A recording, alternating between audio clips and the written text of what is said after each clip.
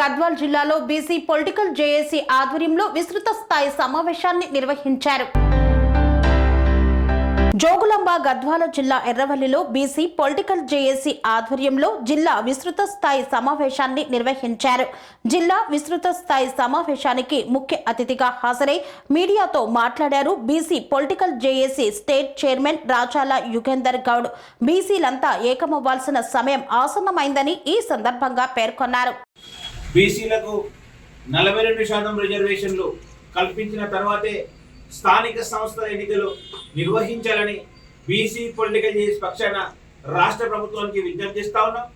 ఎందుకంటే మీరు 42% రిజర్వేషన్ ఇస్తానందుకే కాంగ్రెస్ పార్టీకి ఓటేసి గెలిపించినటువంటి పరిస్థితి మనం చూసినాం.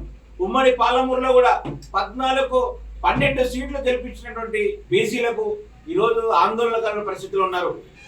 ఉమ్మడి జిల్లా చూసుకుంటే ఉమ్మడి జిల్లాకు చెందిన వ్యక్తి ఈరోజు తెలంగాణ రాష్ట్ర ముఖ్యమంత్రిగా ఉన్నారు.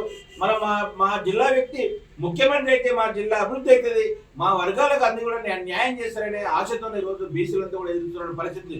ఈ తరుణంలో మంత్రులకు అయిపోయేమో కార్యకర్తల సమావేశాలలో స్థానిక సంస్థల ఎన్నికలకు వస్తాయి, రేపు మాకు నోటిఫికేషన్ సిద్ధంగా ఉందని చెప్పి మంత్రులు ప్రకటిస్తా ఉన్నారు. పిసిసి అధ్యక్షుల వారేమో 42% రిజర్వేషన్తోనని వాళ్ళు అంటారు.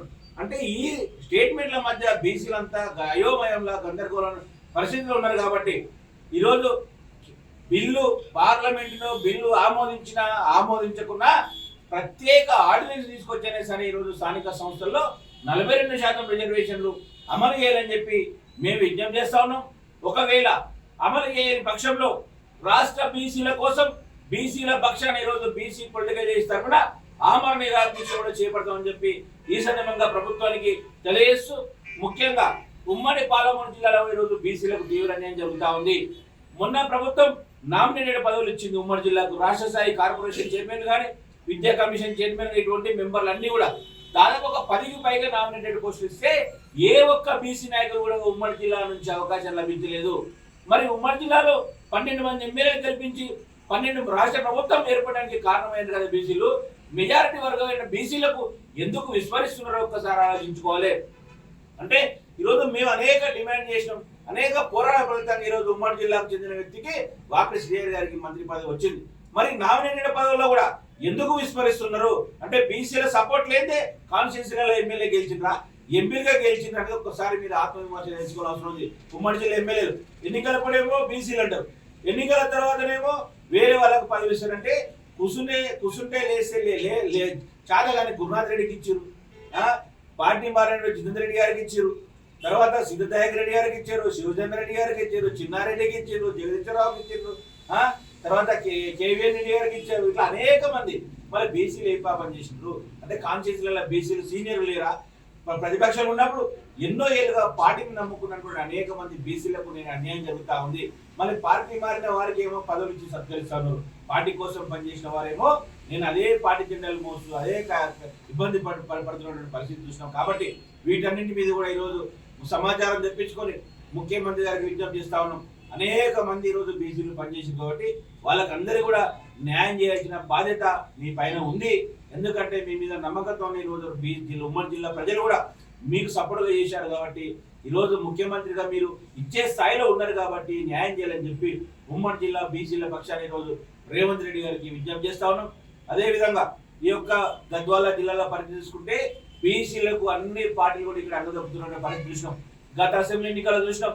కాంగ్రెస్ పార్టీ ఒక మహిళా అభ్యర్థికి టికెట్ ఇచ్చి ఈరోజు నిలబెడితే ఆమెను ఓడించడానికి ఈరోజు బీఆర్ఎస్ అభ్యర్థులు కానీ బీజేపీ అభ్యర్థులు కానీ ఎన్నో కుయుక్తులు పని ఈరోజు ఆమెను ఓడించిన పరిస్థితి చూసినాం. అంటే ఎన్నికల ముందేమో ఫైటింగ్ చేసుకుంటారు, వారు తిట్టుకుంటారు, మామలు కావచ్చు, అల్లుళ్ళు కావచ్చు, అత్తలు కావచ్చు. ఎన్నికలప్పుడు మాత్రం లోపాయకారికంగా ఒక డమ్మీ అభ్యర్థిని పెట్టి ఈరోజు అత్త అల్లుళ్ళు మామలు అంతా ఏకమై ఈరోజు బీసీ అభ్యర్థిని కూడా ఓడించడానికి ఎన్ని కుట్రలు అందరూ జిల్లాతో పాటు రాష్ట్రం అంతా కూడా గమనించింది. కాబట్టి ఈరోజు ఇక్కడ 2 కుటుంబాలు నడుస్తూ ఉన్నాయి. ఒకటి బంగ్లా కుటుంబం, ఇంకొకటి బండ్ల కుటుంబం. అంటే వీళ్ళు తప్పితే వాళ్ళు తప్పితే వీళ్ళేనా? ఈరోజు బీసీలు ఓట్లేసే యంత్రాలు కానీ మిగిలిపోవాలని చెప్పి ఒక్కసారి మనం ఆలోచించుకోవాలి. అందుకే స్థానిక సంస్థల ఎన్నికల్లో మన అభ్యర్థులు ఎక్కువ విజయం సాధిస్తే రేపు అసెంబ్లీ ఎన్నికల్లో మన అభ్యర్థి గెలవడానికి చాలా సులువుగా ఉంటుంది. రాబో అసెంబ్లీలో మనం రాజ్యాధికారం సాధించాలంటే స్థానిక సంస్థల ఎన్నికలు కీలకం. పంచాయతీ ఎన్నికల గీలం కాబట్టి ఇక్కడ 42% రిజర్వేషన్లు ఇవ్వాలి. అదే ప్రకారం ఈరోజు జనరల్ స్థానాల్లో కూడా పోటీ చేసి గెలవాలి. ఆ జనరల్ స్థానంలో పోటీ చేసి అభ్యర్థులకు బీసీ పొలిటికల్ చేసి సహాయ సహకారాలు కూడా అందిస్తామని చెప్పి ఈ సందర్భంగా తెలియజేస్తా ఉన్నాం. కన్స్ట్రక్షన్ రంగాలలో దశాబ్దపు అనుభవంతో కస్టమర్ల మరియు శ్రేయోభిలాషుల మన్ననలను నమ్మకాన్ని గెలుపొందిన సంస్థ విఆర్ఆర్ కన్స్ట్రక్షన్స్. నాణ్యతకు నమ్మకానికి మారుపేరు విఆర్ఆర్ కన్స్ట్రక్షన్స్.